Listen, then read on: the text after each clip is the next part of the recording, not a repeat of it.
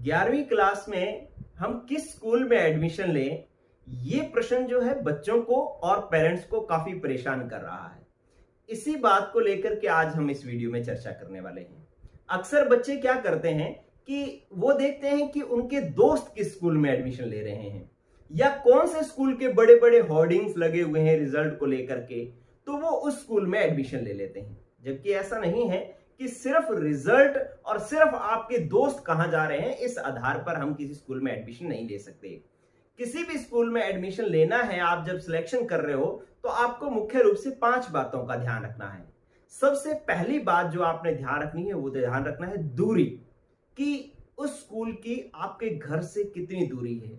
मैंने बहुत सारे ऐसे बच्चे देखे हैं जो अपने घर से 40 से 50 किलोमीटर दूरी पर किसी स्कूल में एडमिशन ले लेते हैं और डेली अप डाउन करते हैं।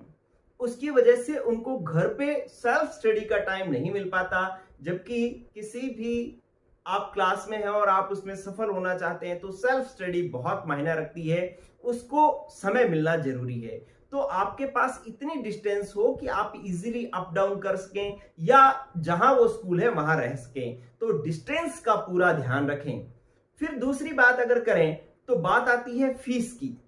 फीस की बात मैं ऊपर क्यों ले रहा हूं, इसलिए ले रहा हूं कि हो सकता है आपके एरिया के अंदर 5 स्कूल हैं, उनमें से 3 ही स्कूल ऐसे हैं जो आपके बजट के अंडर आ रहे हैं। जैसे मान लो आप 20,000 रुपए या 25,000 रुपए साल के दे सकते हैं, लेकिन 2 स्कूल ऐसे हैं जिनकी फीस 80,000 से रुपए से शुरू हो रही है। तो इसका मतलब हम उस स्कूल को अपने ऑप्शन में नहीं ले सकते। हमारे ऑप्शन में सिर्फ 3 ही स्कूल रहते हैं। तो आप दूसरे नंबर पर, जो दूरी के बाद दूसरे नंबर पर आपको ध्यान रखनी है फीस, कि आपके बजट के अंदर जो स्कूल आ रहे हैं, मान लो 4 स्कूल आ रहे हैं, तो अब उनके बारे में आपको क्या क्या जानना है, आप उसमें एडमिशन लें। इस बात के लिए किन किन स्कूल आपको ध्यान में रखने हैं।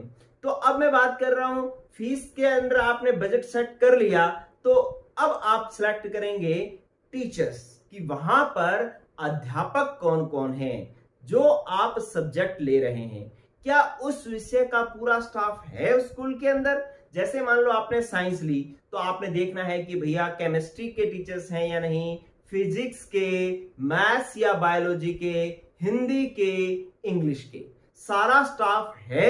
और फिर देखना है कि वो स्टाफ कितने सालों से है। ऐसा तो नहीं है कि हर साल वहां पर स्टाफ बदले जा रहा है। अगर स्टाफ बार बार बदल रहा है तो वो आपको इफेक्टिव टीचिंग नहीं दे पाएगा, ये आप ध्यान रखें। तो इसलिए अगर वो स्टाफ 2-3 सालों से स्कूल के अंदर है तो उसको आप प्रेफरेंस दें, आप उसको प्राथमिकता दें जिस स्कूल के अंदर पूरा स्टाफ है और पूरा स्टाफ 3-4 सालों से है। और एक और महत्वपूर्ण बात बता रहा हूं, और अगर आप जैसे किसी प्राइवेट स्कूल में एडमिशन लेते हैं तो उस प्राइवेट स्कूल के जो मालिक हैं, जो मैनेजिंग डायरेक्टर हैं, वो कितना समय स्कूल के अंदर देते हैं, ये भी ध्यान रखना है।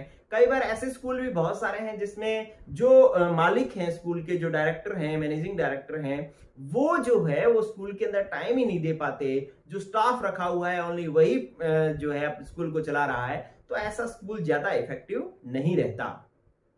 तो हमने 3 चीजों की बात कर ली, दूरी की बात कर ली, फीस की बात कर ली और टीचर्स की बात कर ली।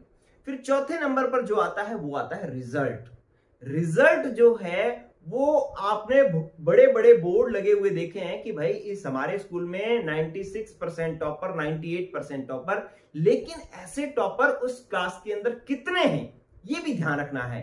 और कितने सालों से उस स्कूल का रिजल्ट अच्छा रह रहा है ये भी हमने देखना है। क्योंकि कई बार ऐसा होता है कि किसी स्कूल के अंदर कोई अच्छा बच्चा आ गया और वो बच्चा जो है एकदम से उसने अपनी मेहनत के दम पर बढ़िया रिजल्ट ले आया। पहले कभी स्कूल में अच्छा रिजल्ट नहीं आया, लेकिन उस एक बच्चे की वजह से उन्होंने बड़े बड़े होर्डिंग बना दिए कि हमारे स्कूल का रिजल्ट इतना रहा। लेकिन हमें इस बात को नहीं प्राथमिकता देनी है, क्योंकि वो रिजल्ट उस बच्चे का है, उस बच्चे की मेहनत है। हालांकि सभी रिजल्ट बच्चे की मेहनत के होते हैं, लेकिन अगर स्कूल या टीचर्स का कॉर्पोरेट मतलब उसका सहयोग रहे अच्छा, तो फिर जो है वो स्कूल में बहुत सारे ऐसे बच्चे आपको मिलेंगे जो टॉपर्स की श्रेणी में आएंगे।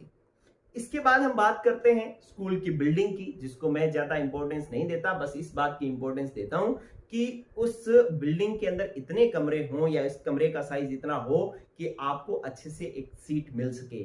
ऐसा नहीं हो कि उस एक ही रूम के अंदर 150 200 बच्चे भर रखे हैं और आप उसमें घिसड़ के कहीं से बैठे हैं, तो फिर उसको आपको प्राथमिकता नहीं देनी चाहिए। 50-60 तक के बच्चे जो है, आज बड़ा रूम अगर है तो इतनी कैपेसिटी के जो क्लास है उसको आप ज्वाइन कर सकते हैं। इसके बाद कई बच्चे ऐसे होते हैं जो गेम को इंपॉर्टेंस देते हैं कि उनका कोई ना कोई गेम होता है और वो गेम के बेस पर जो है किसी स्कूल में एडमिशन लेना चाहते हैं। तो ध्यान रखें, ऐसी स्थिति में आपको गवर्नमेंट स्कूल को प्राथमिकता देनी है। गवर्नमेंट स्कूल आपके नजदीक कोई है और उस गवर्नमेंट स्कूल के अंदर पीटीआई अगर की पोस्ट है, पीटीआई की पोस्ट है, टीचर पीटीआई वहां पर है, तो आप उस गवर्नमेंट स्कूल में ही एडमिशन लें, क्योंकि वहां आपको ज्यादा चांसेस मिलते हैं। साथ ही गवर्नमेंट स्कूल को आप कब प्राथमिकता देंगे? जब स्कूल के अंदर पूरा स्टाफ है, तो ऐसी स्थिति में आप गवर्नमेंट स्कूल को इंपॉर्टेंस दें। तो इस प्रकार जो है हम अपने स्कूल का चयन कर सकते हैं। अगर आपको जानकारी अच्छी लगी है तो वीडियो को जो है बाकी बच्चों तक भी शेयर कर दें, ताकि उनको भी ये मैसेज मिल जाए। Good luck, good bye.